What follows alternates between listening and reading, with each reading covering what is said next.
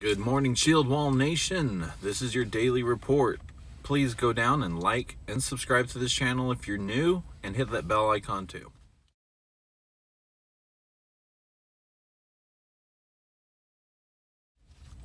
So let's go over our usual, the COVID cases.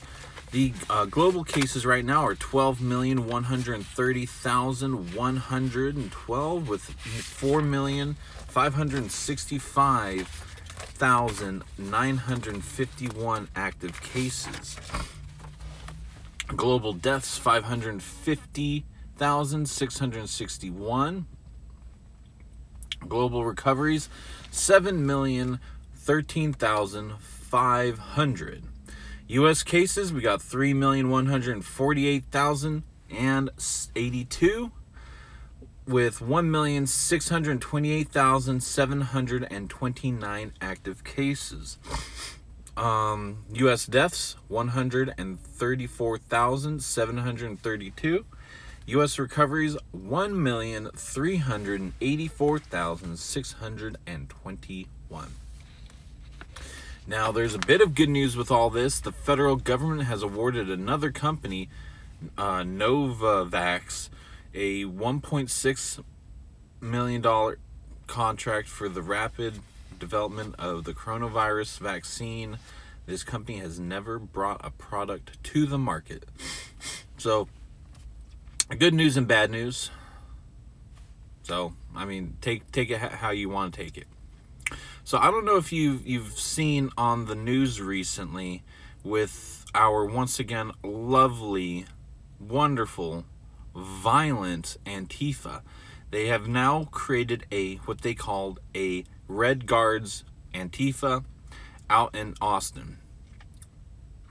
Now they're just calling themselves the Red Army. Once again, a communist group. They are anti-fascist, but they are not anti-communist. They're a communist group, which kind of makes sense because not everyone can be fascist, but they're against fascism, which is semi side by side with communism. But everyone against them is fascist.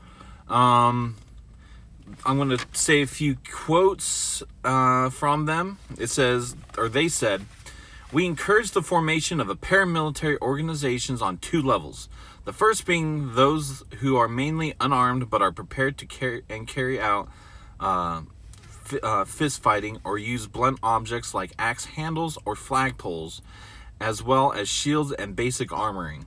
The second level is a more advanced embryo of the Red Army, which is trained military and operates as soldiers all the time, engaging in production and mass work among the proletariat and the oppressed nation's people." So, and then they advocate and sustain a physical confrontation against anyone they believe to be fascist, which is everyone except for them. Everyone else is fascist except for them. Lunacy. Complete stupidity. "It is time for Austin to stand up and shake off bad leadership, trying to impose itself on anti-fascism and come together under a better model of actual resistance and not token performance. When we organize and lead actions, the fascists do not march. Every step they take is met with physical confrontation, and they are bombarded from all sides." As we see, they will, if you disagree with them, they will beat the crap out of you, which is communist / fascist. They're against fascism, but they exhibit fascism. They're bat crazy. They also say, to conclude their posts, they said, "On the basis of our principled united front work, fascists and their collaborators can be drowned out, run out, routed, beaten, bloody, and even annihilated." Even annihilated. Doesn't mean you walk off and go, "Oh darn, you beat me, I'm just gonna..." No, annihilated. If you don't know what that means, probably killing you. If you disagree with them and they get super triggered, they will annihilate you. And the funny thing is, they're starting up in Austin. You know, if Texas doesn't get support from the United States, they will secede and take care of you as necessary. So this is gonna be fun. You might think you're winning, and then all of a sudden you're disappeared. Now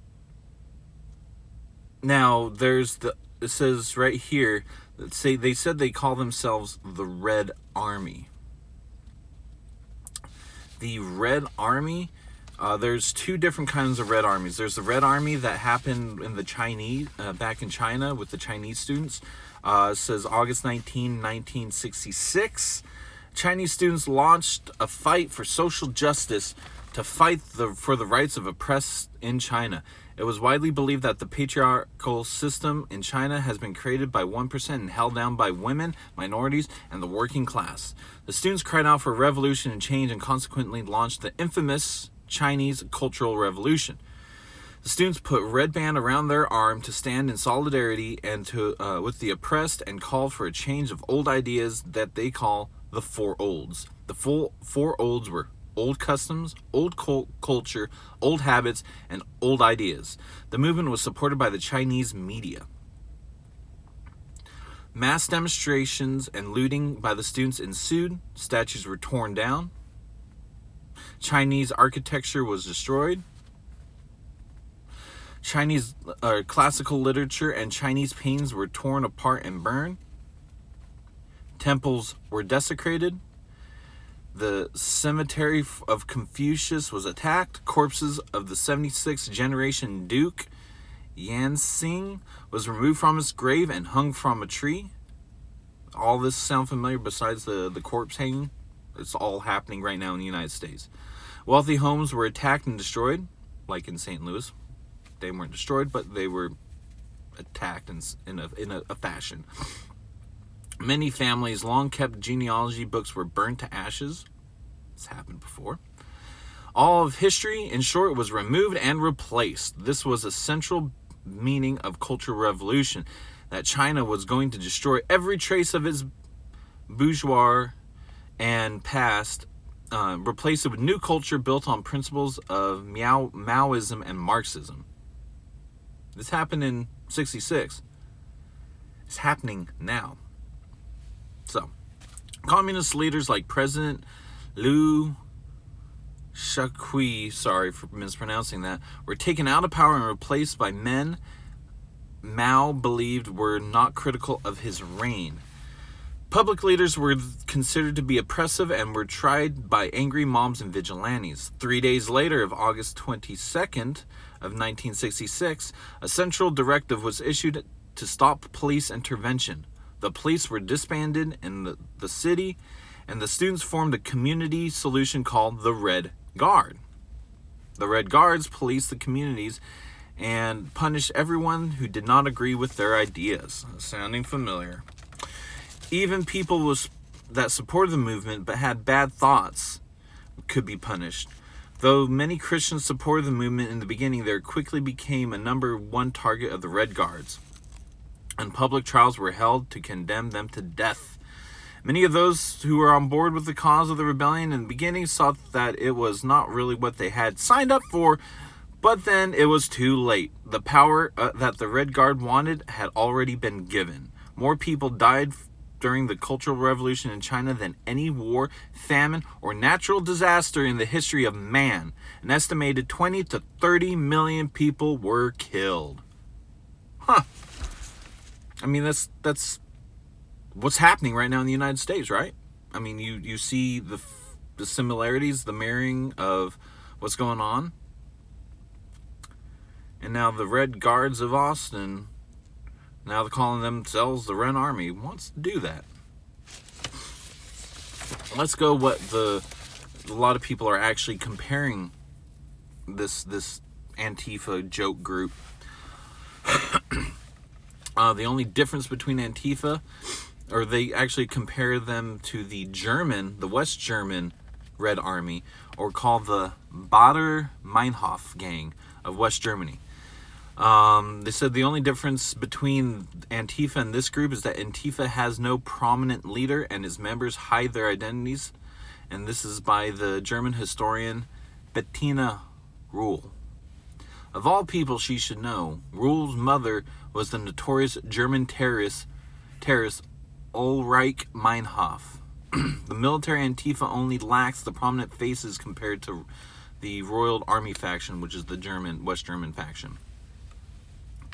And so Meinhof, whose activism started as peace activism in oppression to rearming the West German army and building American nuclear weapons, grew more extreme and defended the 1972 terrorist massacre of the Israeli Olympic team in Munich. There's a movie I think it's called Munich, and it's about this terrorist attack.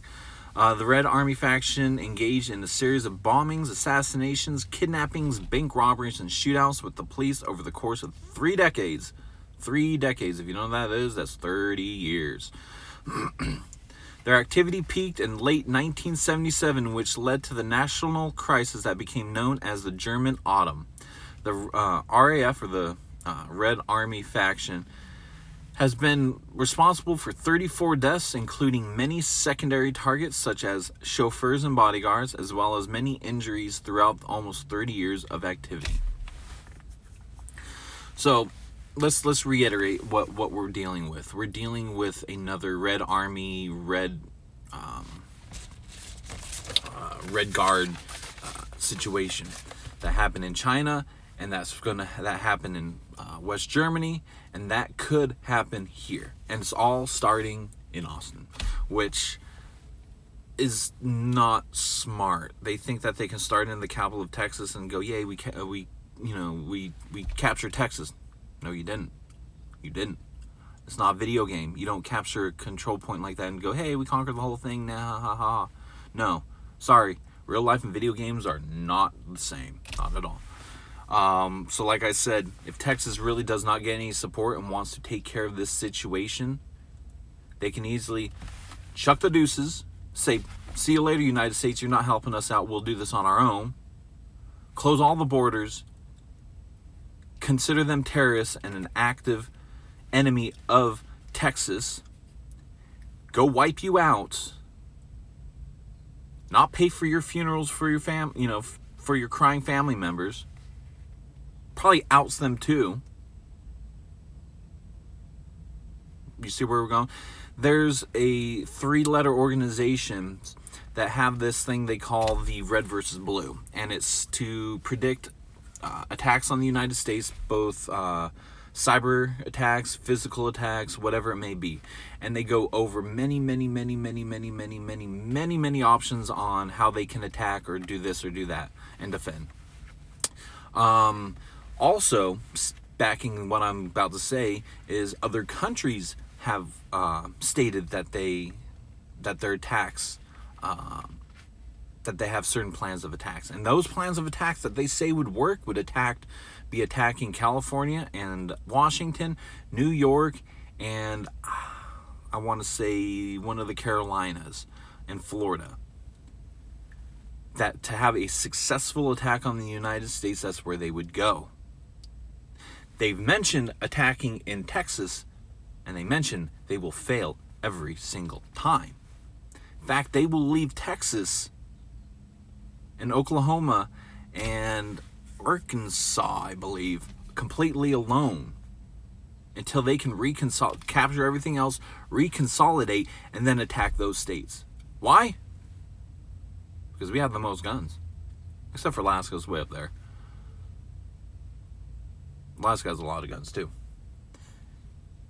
But that's why they would leave Texas. So you're literally starting in a state that no country, even our own country, wouldn't attack right off the bat. So good luck with that. So that's my little rant. I hope you all have a great day. I hope you all learn something, that this Red Guard is a real threat, but it's soon going to be extinguished. Stay strong, protect your family, protect your neighbors, protect your community. Have a good day.